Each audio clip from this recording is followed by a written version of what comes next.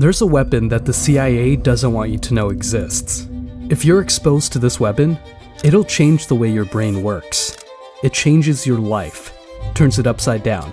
Since the 1950s, there have been countless reported cases of this weapon's effects. The weapon has claimed victims on every continent besides Antarctica. What you're about to hear is a story of government cover-ups, top-secret documents, and Cold War-era technology. This is not a conventional weapon of mass destruction, but something far more terrifying. A weapon that targets the human mind itself. This weapon, once deployed, has the power to fundamentally alter the way your brain functions. It's not just about changing your thoughts or emotions. It's about rewiring the very essence of who you are. And it's happening right under our noses, every single day. Recently, on the Danny Jones podcast, Dr. Jack Kruse shed light on some shocking revelations about this mysterious weapon. His insights challenge everything we thought we knew about MKUltra and its modern-day implications. The entire intelligence community of the United States has publicly and vehemently denied these allegations. But as we've learned time and time again, official denials often mask the darkest truths. Let's start at the beginning. In the 1950s, at the height of the Cold War, the CIA launched a top-secret program codenamed MKUltra. On the surface, it was billed as a research initiative to counter Soviet mind control techniques. But beneath this thin veneer of national security lay a far more nefarious agenda. So you may have heard of this program called MKUltra. So MKUltra is the merging of two things. The first thing gets merged is this idea from Dallas that they're going to study it. Then there's another guy who's a 1937 surgeon, SS guy named Kurt Plotkin. Plotkin worked with the Nazis. His idea was mind control through the use of Mexican peyote. MKUltra was, in essence, a merging of two distinct ideologies. The first stemmed from the aftermath of the Kennedy assassination in Dallas, where there was a push to study and understand the manipulation of human behavior. The second influence came from a much darker source: Nazi Germany. Kurt Plotner, a surgeon who worked with the SS in 1937, had been experimenting with mind control techniques using Mexican peyote. His work caught the attention of CIA operatives who saw the potential for weaponizing altered states of consciousness. This unholy alliance of American paranoia and Nazi pseudoscience gave birth to one of the most unethical and dangerous programs in US history. Initially, MKUltra focused on drug-based mind control, famously experimenting with LSD and other psychoactive substances. But as the program evolved, it began to explore more subtle and pervasive methods of manipulation. This is where the story takes an unexpected turn towards the realm of electromagnetic weapons, specifically focusing on the effects of blue light on the human brain. They decide to employ it here first. So Delgado finds out that actually it does work. You can do it without wires. You don't have to do brain surgery on the animal to do it. And then they ask the next question. They didn't have to install anything in the brain? No, they did not. But this was the key step. This is the step where I think your audience, people find it incredulous when I tell them. The next step was, could you do this using light and light alone? And it turns out they found out you could. If you use blue light specifically, the CIA discovered that blue light could be weaponized to affect human behavior and cognitive function. This wasn't just about mood lighting or sleep cycles.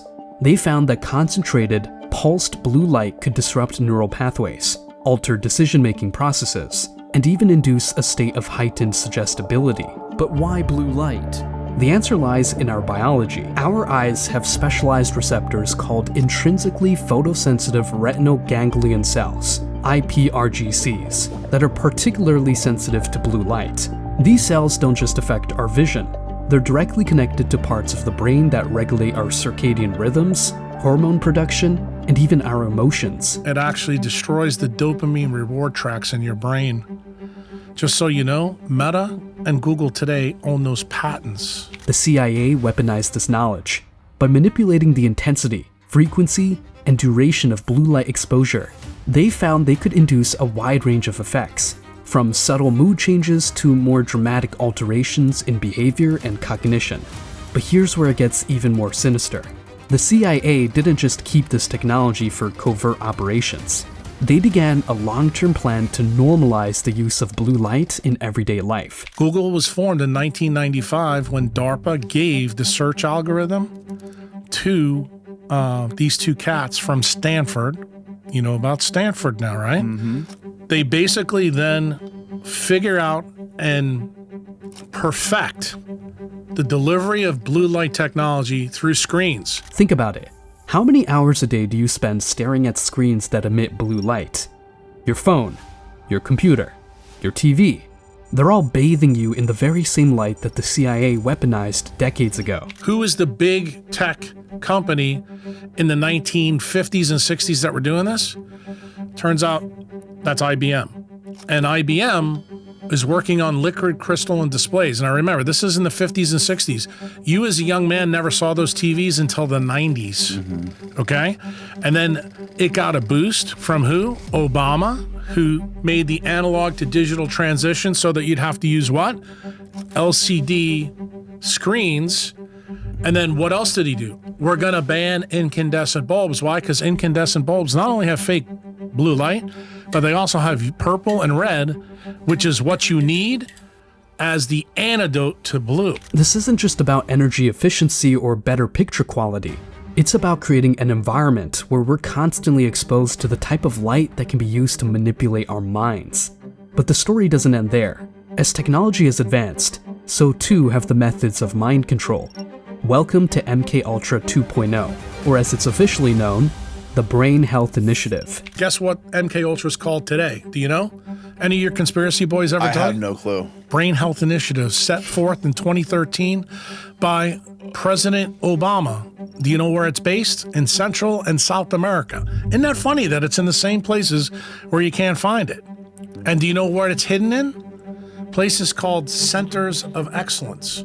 This new iteration of MKUltra isn't about crude experiments with LSD or electroshock therapy.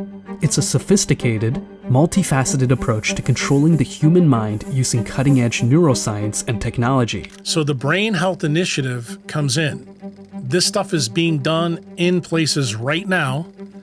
Many of the things that you're seeing in the transhumanist movement is actually being done.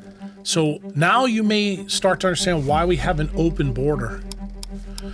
All the people that have been through these training programs in Central and South America are being let into the United States, and they're being deployed in very specific cities. So you want to know why Springfield, Ohio has who they have there? Do you want to know the reason why people are being brought into Alabama? Neurosurgery and There's a reason, my friend. Do you understand the game that's going on? The Brain Health Initiative claims to be about improving cognitive function and treating neurological disorders. But beneath this benevolent facade lies a sinister agenda. Using advanced brain-computer interfaces, nanotechnology, and genetic engineering, they're working to create a new generation of humans, ones that are more compliant, less questioning, and easier to control. 55% of the United States population has been MKUltra'd through the screen technology. So they're all obedient idiots. But why would they do this? It all comes back to power and control. The same forces that have been manipulating world events for decades. The military-industrial complex, big tech, and shadowy government agencies are behind this new push for mind control. Parts of the story that we glanced over that I'm going to tell you that I actually told Dr. Alexis. These parts are really going to infuriate you. So I told you how we got the money laundering thing through drugs and how it started with Castro and Trafficante. What if I tell you that the war on drugs part 2 started with the Iran-Contra affair with Ronald Reagan and Oliver North? But the story doesn't end there. The roots of this program go back even further, intertwining with some of the darkest chapters of recent American history. Remember the Iran-Contra affair? That wasn't just about illegal arms sales. It was part of a larger operation that ties directly into the evolution of MKUltra. The war on drugs, which many of us grew up believing was about public health and safety, was in fact a cover for a massive money laundering operation. This operation, which began with Castro and Trafficante, evolved into the Iran-Contra affair under Ronald Reagan and Oliver North. The funds generated from this illicit trade didn't just line pockets, they funded Black Ops programs like MKUltra and its successors. This connection between drug trafficking, covert operations, and mind control research isn't just conspiracy theory, it's documented fact. The same networks that moved drugs and weapons also facilitated the movement of research subjects, scientists, and technology necessary for these clandestine experiments. So where does this leave us? In a world where our minds are under constant assault from technologies designed to control and manipulate us, a world where the very devices we rely on for work and entertainment are potentially rewiring our brains, a world where shadowy government agencies and corporations are working hand in hand to create a populace that's easier to control. But knowledge is power.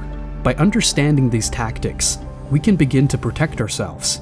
Use blue light filters on your devices. Be skeptical of health initiatives that seem too good to be true. Question the push towards merging our brains with technology.